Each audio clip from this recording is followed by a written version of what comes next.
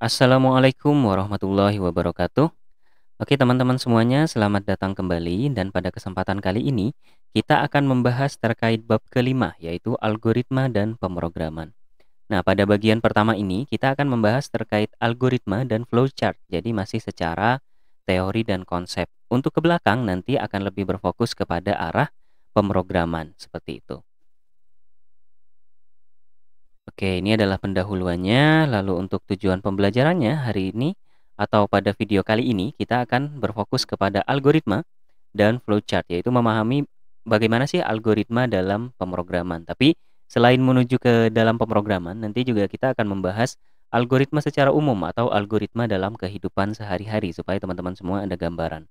Baru nanti kalau sudah memahami terkait algoritma, kita akan move on atau pindah ke flowchart di sini. Bagaimana cara penerapan flowchart dalam pemrograman. Jadi algoritma dan flowchart ini sangat diperlukan sebelum kita melakukan pemrograman itu sendiri atau sebelum kita memulai ngoding atau pembuatan programnya. Oke, yang pertama di sini ada algoritma. Nah, kalau secara pengertian mungkin dapat kita pecah menjadi beberapa pengertian supaya lebih mudah diingat seperti itu. Jadi di sini yang pertama, algoritma itu dapat dikatakan sebagai kumpulan instruksi dan dapat diimplementasikan. Lalu yang kedua, algoritma juga dapat dikatakan sebagai langkah-langkah yang terstruktur. Dan terakhir, merupakan strategi atau resep untuk menyelesaikan suatu permasalahan. Nah, ketiga hal ini jika digabungkan nanti akan menjadi seperti ini. Jadi kumpulan instruksi atau perintah ataupun langkah-langkah yang terstruktur dan dapat diimplementasikan atau diterapkan untuk menyelesaikan suatu permasalahan. Nah, lebih singkatnya lagi adalah suatu langkah-langkah untuk menyelesaikan permasalahan. Itulah yang disebut sebagai sebuah algoritma. Nah, komponen dasarnya ada 4. Yang pertama yaitu adalah input. Input di sini bisa berupa masukan, data atau hal lain gitu ya yang dimasukkan sebagai sumber atau dapat kita katakan sebagai sebuah bahan. Jadi suatu input yang dapat mempengaruhi outputnya nanti seperti itu. Lalu yang kedua adalah proses. Di sini sebuah operasi yang kita lakukan untuk memanipulasi input sehingga nanti bisa menjadi sebuah output. Jadi di antara kedua hal tersebut terjadi yang namanya proses di sini. Nah, selain proses di sini juga ada satu hal lagi yang terjadi yaitu kondisi atau percabangan gitu ya ataupun kemungkinan. Jadi di sini sebuah titik percabangan untuk mengambil keputusan di mana dalam suatu algoritma itu bisa saja mengarah pada dua hal yang bercabang seperti itu. Jadi akan ada dua titik output tertentu. Oke, yang terakhir adalah output di sini, hasil akhir yang diperoleh. Jadi dari yang awalnya kita melakukan menambahkan suatu bahan, misal semisal kalau contoh sederhananya kita ingin membuat kue gitu ya. Misal inputnya adalah tepung, telur, gula dan sebagainya. Di situ akan ada proses baik itu di-bake, dipanggang dan sebagainya. Dan akan ada kondisi, misal apakah kalian ingin membuat suatu kue yang manis gitu ya atau yang asin. Nah, itu mengarah kepada dua percabangan. Dan outputnya adalah kue yang sudah siap untuk disajikan nantinya seperti itu. Nah, contoh lainnya di sini saya beri contoh yang lebih jelas kalau dalam kehidupan sehari-hari yang sangat sering atau sangat umum untuk dilakukan. Misal sebagai contoh, algoritma memasak mie goreng instan. Nah, di sini. Di sini kan kalau kita artikan algoritma sebagai suatu langkah-langkah, berarti di sini akan ada beberapa langkah-langkah yang terjadi seperti itu. Misal yang pertama, buka bungkus mie instannya. Nah, dari langkah pertama ini pun sudah pasti banyak yang berbeda gitu ya. Karena di sini akan saya simpulkan di awal bahwa algoritma setiap orang itu berbeda-beda seperti itu. Jadi mungkin kalau ini adalah pembelajaran di kelas, saya tanyakan di kelas gitu ya, ini akan berbeda-beda jawabannya. Ada yang bilang buka bungkus atau bahkan ada yang bilang beli mie instan dulu dan sebagainya. Nah, gitu ya. Tapi secara umum mungkin seperti ini. Kita asumsikan sudah punya mie-nya, berarti langkah pertamanya adalah buka bungkus mie instan. Lalu kita masukkan air ke dalam panci. Lalu kita panaskan air, masukkan mie ke dalam panci berisi air mendidih. Di situ akan terjadi proses memasak mie. Biasanya sambil menunggu pemasakan ini, kita melakukan hal ini. Yaitu masukkan bumbu ke dalam wadah atau piring lalu masukkan mie-nya. Nah, dari langkah nomor 6 ini saja juga terdapat banyak perbedaan di sini. Misal, Ada yang lebih suka bumbunya dulu seperti ini, ada yang lebih suka bumbunya dulu baru masukin mie-nya, ada yang memasukkan mie yang sudah matang dulu ke piring baru bumbunya di atasnya. Jadi lagi-lagi algoritma setiap orang berbeda-beda. Selanjutnya akan diaduk hingga merata sampai mie instan tersebut siap untuk dihidangkan. Nah, dari 8 langkah ini, coba sekilas teman-teman lihat dulu, kira-kira kalau berdasarkan komponen algoritma tadi, kira-kira langkah pertama ini masuk yang mana? Apakah input, proses, ataukah output? Ataupun bahkan kondisi gitu ya. Nah, ternyata bungkus mie instan di sini adalah sebuah proses karena di sini tidak ada bahan ataupun sesuatu yang dapat mempengaruhi output nantinya, seperti itu. Maksudnya tidak ada bahan yang dimasukkan atau data dan sebagainya. Nah, masukkan air ke dalam panci baru adalah sebuah input karena di sini dapat kita katakan bahwa air juga termasuk bahan utama. Panaskan air adalah sebuah proses, masukkan mie ke dalam panci berisi air mendidih tentunya adalah sebuah input karena ini adalah bahan utamanya, mie-nya gitu ya. Proses memasak mie adalah sebuah proses. Masukkan bumbu ke dalam wadah atau piring, lalu masukkan mie adalah sebuah input karena di sini ada bahan baru yaitu adalah bumbu di sini. Aduk hingga merata adalah proses dan terakhir mie instan siap dihidangkan adalah sebuah output seperti ini. Nah, kalau teman-teman lihat di sini masih belum ada contoh dari kondisi. Oleh karena itu di sini saya beri contoh yang kedua yaitu algoritma berangkat.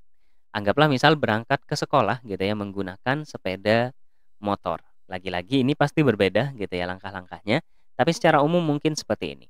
Siapkan sepeda motor, panaskan jika perlu. Karena sepertinya kalau sepeda motor zaman sekarang sudah tidak perlu lagi gitu ya. Jadi ini opsional. Lalu kedua, inilah yang disebut sebagai kondisi. Ini yang paling umum dan paling sederhana yang dapat kita pikirkan gitu ya kalau mau keluar naik sepeda motor. Apakah hujan atau tidak? Nah, di sini bisa mengarah kepada dua percabangan. Yang pertama adalah jika ya, apa yang kita lakukan gitu ya. Jika tidak, apa yang kita lakukan. Nah, kalau di sini hujan, jika ya yang kita gunakan adalah jas hujan gitu ya. Yang kita lakukan adalah menggunakan jas hujan. Jika tidak, berarti tidak perlu menggunakan jas hujan. Nah, langkah ini sebenarnya tidak pernah terjadi gitu ya. Tapi supaya jelas saya tuliskan di sini. Lalu kalau sudah misal antara menggunakan jas hujan atau tidak, langkah selanjutnya adalah kita memilih rute yang akan ditempuh atau tempat yang dituju. Kalau kasusnya di sini kita ingin berangkat ke sekolah, berarti tujuannya adalah sekolah, tinggal kita memilih rutenya mau lewat jalan mana, misal seperti itu. Lalu gunakan helm, berangkat dengan sepeda motor, hingga terakhir adalah tiba di tujuan dengan aman. Nah, berarti langkah nomor 1 di sini adalah sebuah proses. Baru di nomor 2 adalah sebuah kondisi gitu ya yang mengarah kepada dua percabangan. Nah, menggunakan jas hujan di sini dapat kita katakan sebagai meskipun ini adalah aktivitas gitu ya menggunakan, tapi di sini ada jas hujan. Dapat kita katakan sebagai input karena kalau semisal hujan, kita berangkat dengan jas hujan dan berangkat tanpa menggunakan jas hujan, itu hasil akhirnya akan berbeda gitu ya. Jadi ini adalah sebuah input yang mempengaruhi nanti outputnya. Pilih rute juga adalah sebuah input. Ini adalah tujuan utama kita. Jadi kita harus tentukan sebagai input. Gunakan helm juga sebuah input karena di sini ada bahan baru gitu ya. Kita menggunakan helm. Berangkat dengan sepeda motor adalah sebuah proses hingga outputnya adalah tiba di tujuan dengan aman dan selamat.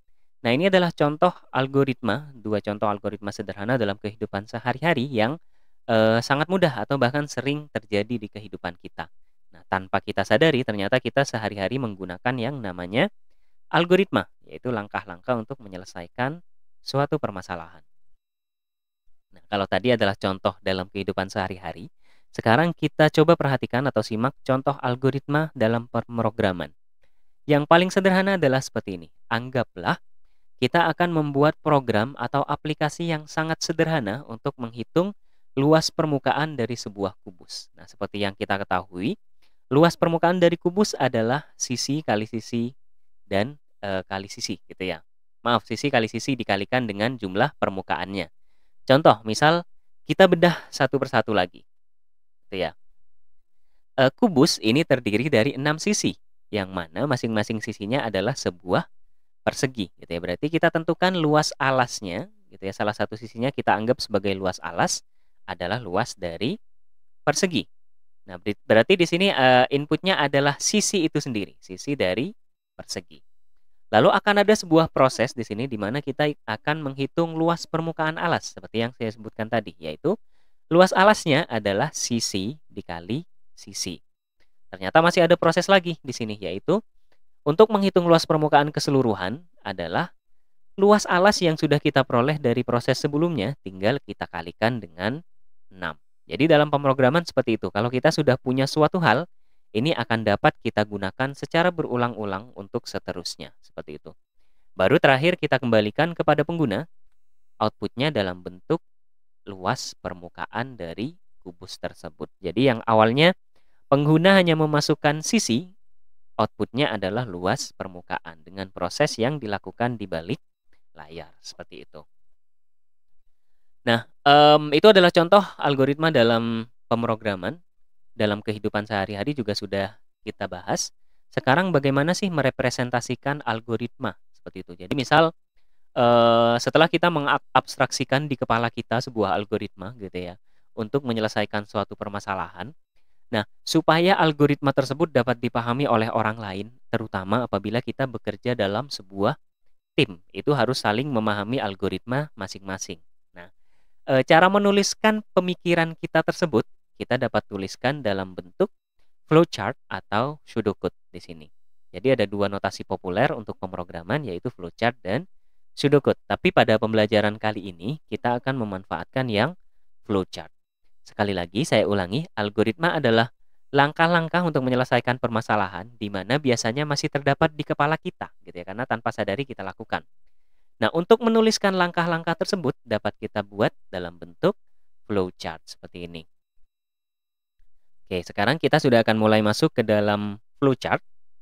Sesuai namanya, gitu ya, flowchart adalah diagram alir, merupakan suatu diagram yang dapat merepresentasikan algoritma yang kita buat dalam bentuk aliran simbol dan dapat ditelusuri dari titik awal hingga titik akhir. Contohnya seperti di kanan, ini adalah bentuk dari flowchart tapi masih kosong. Ini adalah bentuk simbol-simbolnya.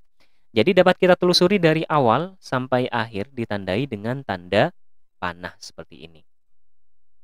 Untuk simbol standar yang harus kita ketahui dalam pemrograman dasar, ada paling tidak 4 yang paling kiri ini, simbol yang harus kita hafalkan. Yang pertama adalah terminator namanya. Ini menandai bahwa sebuah flowchart itu dimulai atau diakhiri atau selesai. Jadi, kita membuat bentuk oval seperti ini. Nanti di dalam ada tulisannya, cuma boleh 2 tulisan gitu ya. Kalau pakai bahasa Indonesia berarti antara mulai atau selesai. Hanya boleh diisi 2 tulisan itu saja. Kalau pakai bahasa Inggris, standarnya adalah start dan end biasanya. Oke, bentuk yang kedua adalah bentuk jajar genjang untuk menandai bahwa sesuatu itu adalah input atau output. Nah, menerima suatu data atau menghasilkan suatu informasi. Bentuk ketiga adalah proses, sebuah proses komputasi yang dilakukan oleh program seperti yang sedikit kita bahas tadi. Dan di sini ada kondisi atau keputusan. Jadi tadi kalau ada percabangan kepada 2 hal atau lebih, kita bisa menggunakan bentuk simbol belah ketupat seperti ini, gitu ya. Nah, tentu saja kalau garis alir untuk mengetahui arah flowchartnya dari mana ke mana. Dan kalau penghubung dalam halaman itu disimbolkan dengan lingkaran kecil seperti ini.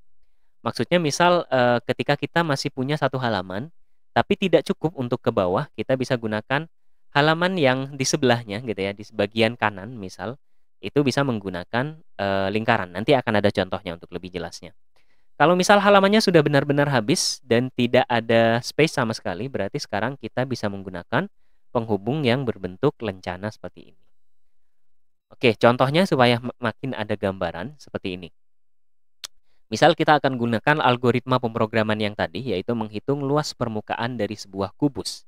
Nah, di sini ada bentuk yang pertama adalah input di sini. Teman-teman analisa tadi gitu ya. Bentuk pertama berarti apa gitu ya. Kalau input kan jajar genjang. Tapi diingat-ingat bahwa terminator di sini titik awal atau titik akhir dari sebuah flowchart bentuknya adalah oval. Berarti bentuk pertama adalah oval di sini atau eclipse. Nah, seperti ini. Diisi dengan tanda mulai atau teks mulai. Dianalisa lagi, dilihat gambarnya di sini adalah input, berarti bentuknya adalah jajar genjang, masukkan sisi.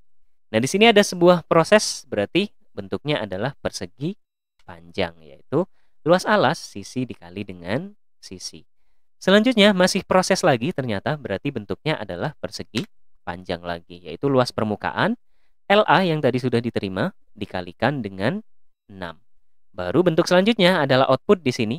Bentuknya sama seperti input, yaitu adalah jajar genjang. Nah, untuk membedakan yang mana input dan yang mana output adalah dari narasi di dalamnya. Contohnya di sini adalah masukkan sisi, sedangkan yang di bawah adalah cetak luas permukaan. Berarti otomatis adalah sebuah output. Dan terakhir jangan lupa harus ditutup dengan terminator yang berbentuk oval dengan teks selesai seperti ini.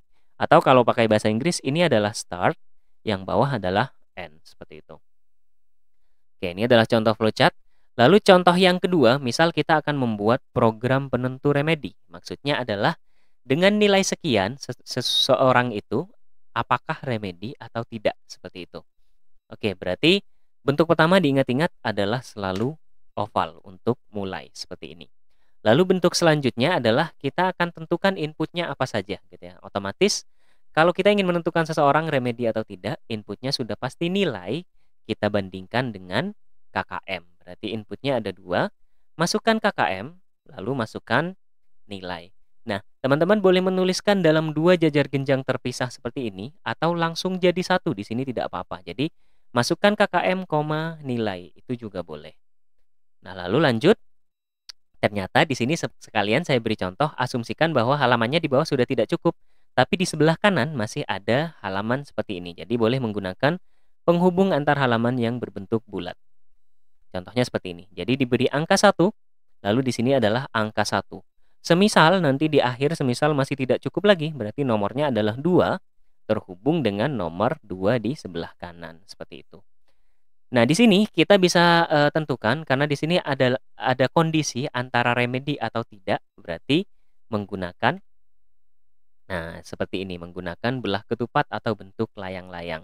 Bisa langsung diperiksa di dalam sini apakah nilainya lebih besar dari sama dengan KKM, gitu ya.